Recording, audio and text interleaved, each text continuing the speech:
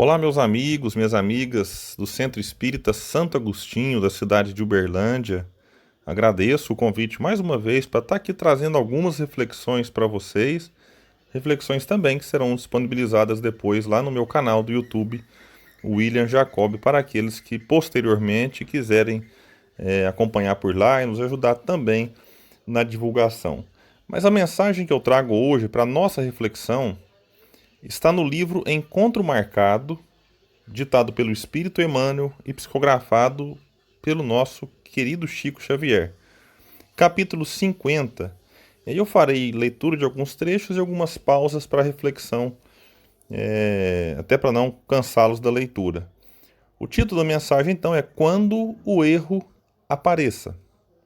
Aqui eu já acho interessante porque qual de nós pode se dizer aí um viajor, né, nesta encarnação que de vez em quando ou de vez em sempre não se depara com um erro cometido? É normal, faz parte da condição de espíritos, que somos espíritos ainda, né, imperfeitos. Eu sei que muitos não gostam desse termo, mas vamos chegar à perfeição, eu sei também. Mas no estágio em que nos encontramos, não dá para acertar sempre. Então a gente vai errar muito. E eu digo mais, a gente vai errar muito, várias vezes ao dia. Então a maneira como nós encaramos os próprios erros, ela é importante, até para a gente saber se eu estou aprendendo com eles ou não, se esses erros têm somado para o meu progresso espiritual ou não. Então vamos lá ler o início da mensagem de Emmanuel. Surge comumente para todos nós o instante de reconsideração dos próprios erros, em que basta às vezes experimentamos dolorosa impressão de autofalência. Intentávamos completar construção determinada e a ventania das circunstâncias adversas nos derrubou as vigas iniciais. Começávamos a resolver um problema difícil, e ei-lo que se complica, como que a destacar-nos a incipiência. Até aqui é interessante, amigos, que é como se a gente resolvesse um problema para surgir outro, né? E a vida é assim, não adianta a gente querer romantizar demais e dizer naquele estilo de autoajuda que a gente vai conseguir superar todos os problemas. A gente vai conseguir superar muitos problemas. Mas à medida que superamos uns, outros surgem, e é assim que funciona. Eu gosto de comparar sempre a vida com a nossa passagem pela escola. É sempre encarando um problema diferente, uma prova diferente, e não adianta a gente se revoltar e dizer que não quer mais fazer prova da escola, porque aí a gente fica estagnado na mesma série. Então a prova na escola é extremamente ali necessária. Eu não quero aqui discutir os métodos pedagógicos e tudo mais, mas algo que a gente tem hoje é importante para que a gente mostre que realmente aprendeu e avance, né, para as séries seguintes.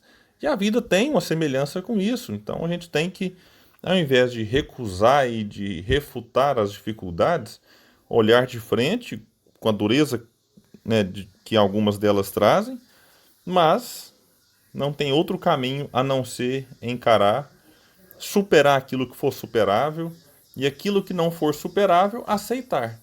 Então, esse é um ponto da resignação, né? Não confundir resignação com acomodação. Mas vamos avançar aqui na mensagem de Emmanuel.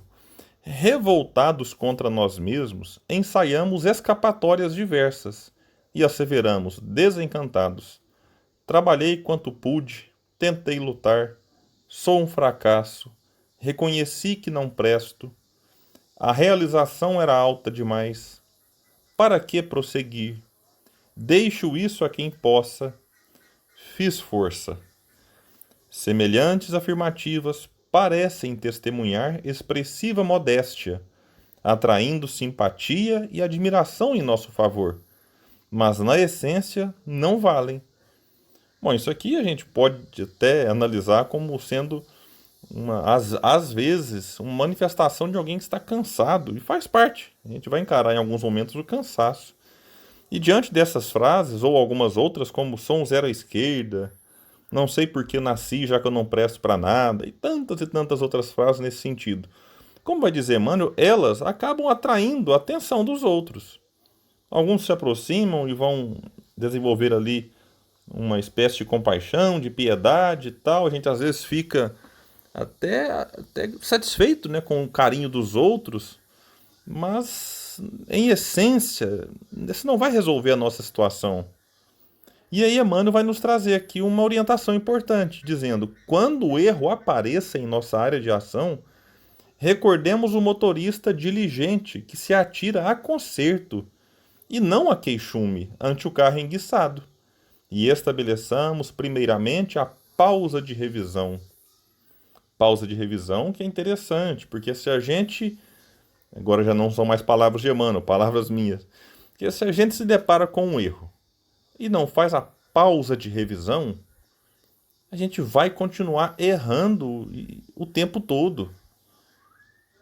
Então, o problema quando nos visita, ele está nos pedindo alguma parada para análise.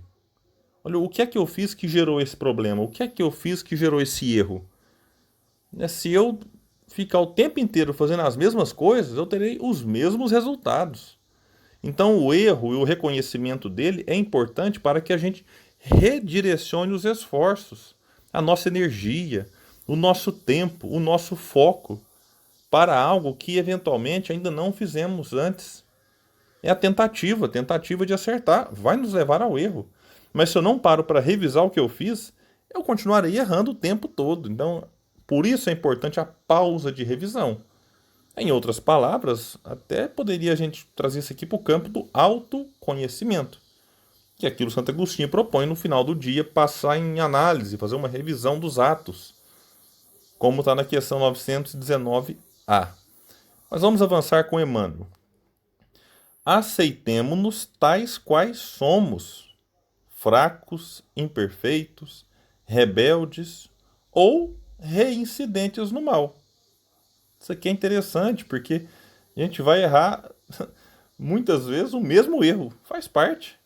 Um jogador de futebol, por exemplo, ele vai chutar no gol várias e várias vezes, a maioria ele erra, mas algumas vezes ele acerta.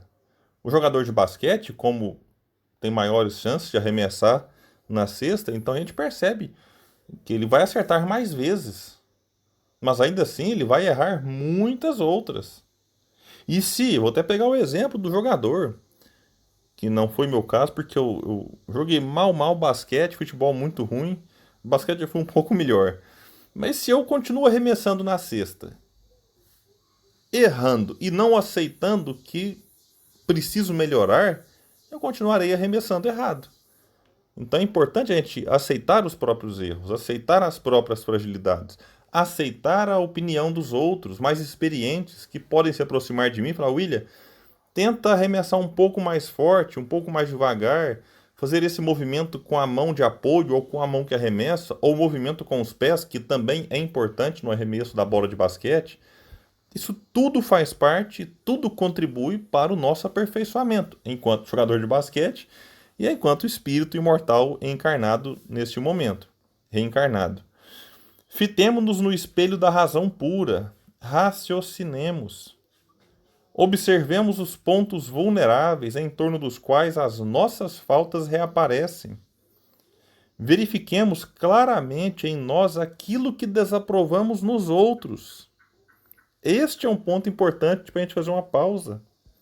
Como vai nos dizer Jesus, né? Às vezes a gente fica tão presos ao cisco no olho do outro e não enxerga a própria trave que está no nosso. Em outras palavras, a gente fica às vezes apegado ao problema do outro que existe em nós o mesmo problema, só que numa proporção até maior. E é como se a gente até tivesse mais facilidade de detectar no outro justamente aquilo que existe em nós. Isso não quer dizer que todos os erros que eu observo no mundo estão dentro de mim, não. Mas é importante, quando eu olhar para alguém corrupto, por exemplo, assim, peraí, mas será que não existe corrupção também na minha conduta enquanto cidadão? Ah, mas tudo bem que eu não sou tão corrupto quanto o outro. Ótimo, é bom fazer essa avaliação também. Mas é importante a gente olhar para dentro para começar a corrigir eventual comportamento corrupto.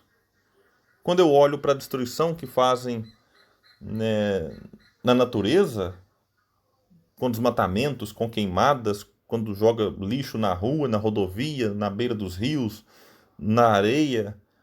A gente pode olhar para isso e falar, puxa, é errado, não é certo. Mas é importante. Será que eu também não jogo um papel de balinha para fora do carro? São comportamentos simples, que é importante olhar lá fora e depois para dentro, lá fora e dentro. E assim a gente vai crescendo e reconhecendo os próprios erros. Continua Emmanuel, já encaminhando aqui para o encerramento da nossa mensagem. Nenhuma tentativa de evasão pela tangente do desculpismo. Anotemos as nossas necessidades morais, sem esperar que alguém nolas aponte, e lancemo-nos à obra restaurativa. Corrigir-nos sinceramente e recomeçar trabalho de auto-reeducação tantas vezes quantas se fizerem precisas. Eu lembro da frase do Chico: embora ninguém possa voltar atrás e fazer um novo começo, qualquer um pode começar agora e fazer um novo fim. Então, William, mas eu vou ter que recomeçar quantas vezes?